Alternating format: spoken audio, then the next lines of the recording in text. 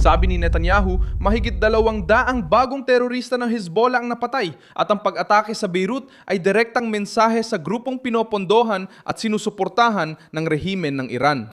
Ngayong Biyernes, 4 ng Mayo, 2026, nakaalerto ang Israel matapos tamaan si Ahmed Ali Balaut, kumander ng puwersang Hadiwan, ang elite na tropa ng Hezbollah na tinutukoy ng Israel bilang sentrong bahagi ng plano na salakain ang hilagang bahagi ng Israel. Naganap ang pag-atake sa Darye sa Timog Beirut na itinuturing na kuta ng Hezbollah. Ito ang unang galaw ng Israel sa mga karatig lugar ng kabisera ng Lebanon mula nang ipahayag ang tigil putukan noong Abril 16. Ikukuwento ko sa iyo lahat ng yan, pero ngayon sigurado ang gugustuhin mong mag-subscribe sa channel para manatiling well-informed. Impormasyon sa real-time gamit ang pinakamahusay na pamantayan ng kredibilidad, Milson Alves. Direkta at matindi ang mensahe ni Netanyahu. Wala nang ligtas na taguan para sa mga nag-oorganisa ng pag-atake laban sa Israel. Si Balaut, ayon sa Israel, ang namumuno sa mga kilos laban sa mga sundalong Israeli sa Timog Lebanon at sa mga pamayanang Israeli malapit sa hangganan. Naging bahagi rin siya sa muling pagbubuo ng puwersang Hadiwan na siyang unit na inihanda para sa mga paglusot, mabilisang pag-atake at mga operasyon laban sa hilaga ng Israel. Para sa Jerusalem, hindi dapat maging pananggang pampulitika ng Beirut ang komandanteng nagpapatakbo ng armadong selula mula sa lihim na kampo. Ang punto ay hindi sumasalakay ang Israel para sa simbolismo, kundi tinatarget ang istruktura ng pamumuno. Ang puwersang Hadiwan ay hindi lang isa pang sanggay ng Hezbollah, ito ang braso na inihanda para pumasok sa Israel, umatake sa mga komunidad at magbukas ng daan sa mga pagdukot. At ulitin sa hilaga ang trauma na naranasan ng Israel sa Timog dahil sa pag-atake ng Hamas noong Oktubre 2023. Noong Oktubre 2024, inilabas ng militar ng Israel ang mga dokumento at mapa-ukol sa planong sakupin ang Galilea na tumutukoy sa bantang dulot ng mga estrukturang militar ng Hezbollah malapit sa hangganan.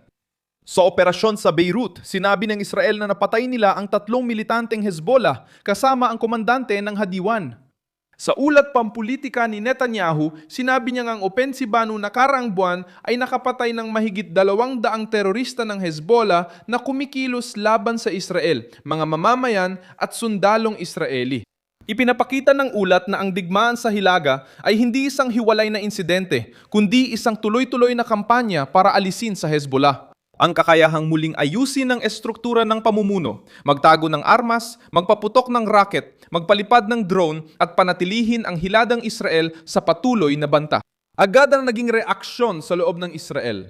Kinansela ng mga puwersang pandepensa ng Israel ang mga pampublikong kaganapan sa Hilaga dahil sa bantang pagganti ng Hezbollah at sinuspinde rin ng mga autoridad sa Nahariya ang mga aktibidad. Ang inaasahan na yon ay mataas na alerto, dagdag na depensa at mga bagong aksyon laban sa mga selula na susubok gumanti gamit ang mga rocket, drone o pampasabog. Sa timog ng Lebanon, sinusubukan ng Hezbollah na ipakita ang kanilang sarili bilang simbolo ng paglaban, ngunit ang estruktura sa likod nila ay matagal nang umaasa sa Iran. Ang mismong programang Rewards for Justice na konektado sa pamahalaan ng Amerika ay inilalarawan ng Hezbollah bilang isang grupong terorista mula Lebanon na tumatanggap ng armas, pagsasanay at pondo mula sa Iran.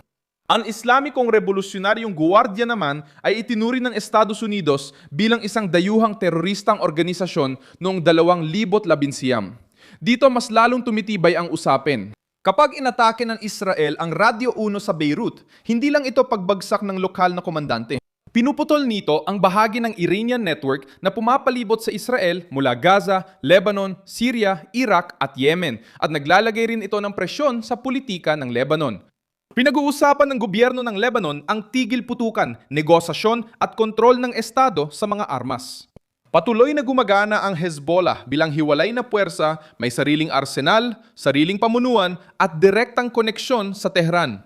Iniulat ng Reuters na magkakaroon ng panibagong round ng pag-uusap ang mga kinatawan ng Israel at Lebanon sa Washington sa ika-14 at ika-15 ng Mayo. Pinapapita ng pagkamatay ni Balaut na ayaw ng Israel maghintay ng diplomatikong pagpupulong habang aktibo pa rin ang mga armadong grupo. Ayon kay Netanyahu, hindi dapat maging pahintulot ang negosasyon para makapag-organisa muli ang Hezbollah. Ang dahilan ng opensiba ay nasa dinamika ng hangganan. Simula Marso, muling umatake ang Hezbollah sa Israel gamit ang rocket, drone at mga pag-atake laban sa mga tropa sa Timog Lebanon. Tumugon ang Israel sa pamamagitan ng pagtatatag ng kontroladong zona sa Timog Lebanon upang pigilan ang mga sundalo na magtago sa mga sibilyang lugar malapit sa hangganan at maghanda ng mga bagong paglusot. Ang kasaysayan ng Israel sa Lebanon ay tumutulong maunawaan ang desisyon ngayon. Noong 1978 sa Operasyong Litani, pumasok ang Israel sa Timog Lebanon na may layuning sirain ang mga base ng OLP sa timog ng Ilog Litani at ibalik ang seguridad sa hilagang bahagi ng Israel. Pagkatapos, noong 2006 nagpakawala ang Hezbollah ng mga rocket papunta sa hilaga ng Israel, nagpasok ng mga mandirigma sa hangganan, pumatay ng 8 sundalong Israeli at dinukot ang 2 pa.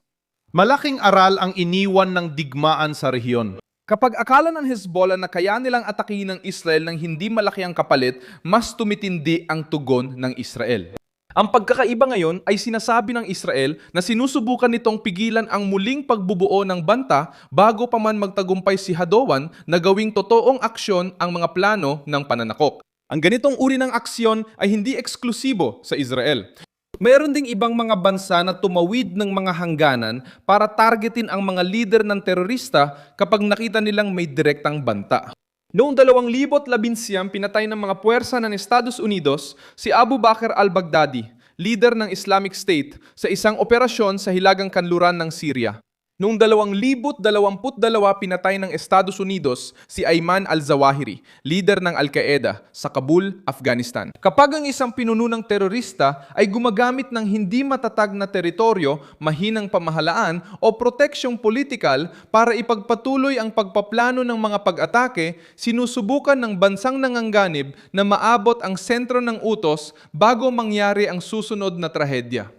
Ipinapatupad din ng Israel ang patakarang ito sa Lebanon, pero may mahalagang pagkakaiba. Ang banta ay malapit sa kanilang hangganan, sa lugar kung saan may mga armas, lagusan, selula at kumander ang Hezbollah na konektado sa Iran. Ngayon, ang susunod na hakbang ay malamang pagsasama ng alertong militar at diplomatikong presyon. Dapat ipagpatuloy ng Israel ang mga operasyon laban sa mga estruktura ng Hadowan sa Timog Lebanon, bantayan ang posibleng tugon ng Hezbollah sa Hilaga at ituloy ang pag-atake sa mga selula sa Gaza. Kapag may banta sa kanilang tropa o populasyon, kailangang magpasya ang Hezbollah na humina dahil sa pagkawala ng mga commander kung tutugon sila para iligtas ang prestihyo o iiwasan ang mas malaking gulo na maaring magdulot ng mas malalalim na atake. Para sa Israel, malinaw ang utos na inihayag ni Netanyahu. Ang teroristang nagbabanta sa pag-Iran ng Israel ay hindi makakatanggap ng immunidad kahit nasa Beirut, Gaza o alinmang taguang ginagamit bilang base ng pamumuno. Ako si Milson Alves, isang internasyonalista, at layunin kong bigyan ka ng tapat na impormasyon araw-araw. Ang mga link ng balita ay nasa description.